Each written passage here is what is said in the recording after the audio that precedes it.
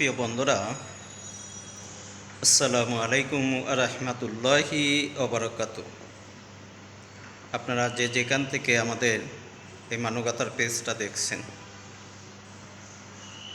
অবশ্যই ভালো লাগলে লাইক কমেন্ট শেয়ার করে আপনারা আমাদের সাথে থাকবেন। আপনারা জানেন যে আমরা সর্বস্তরের অসহায় যে ক্ষুধার্ত যে মানুষগুলা যে রাস্তায় থাকে, রাস্তায় ঘুমায়, যাদের বাড়ি নাই, ঘর নাই, যে থাকার কোনো জায়গা নাই, এই সর্বস্তরের এই অসহায় এই ক্ষুধার্ত মানুষগুলাকে আমরা দুই বেলা খাবার আলহামদুলিল্লাহ আমরা প্রদান করে থাকি।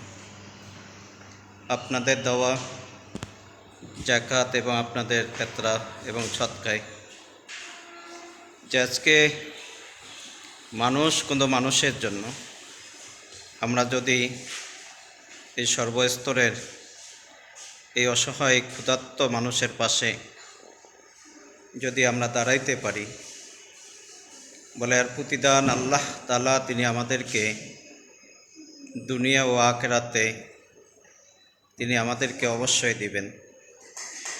যেহেতু রাসূল সাল্লাল্লাহু আলাইহি সাল্লাম তিনি বলেন যে একজন মানুষকে একজন ক্ষুধার্ত মানুষকে তোমরা এক মুঠা খাবার তাদের মুখে তোমরা উঠিয়ে দাও।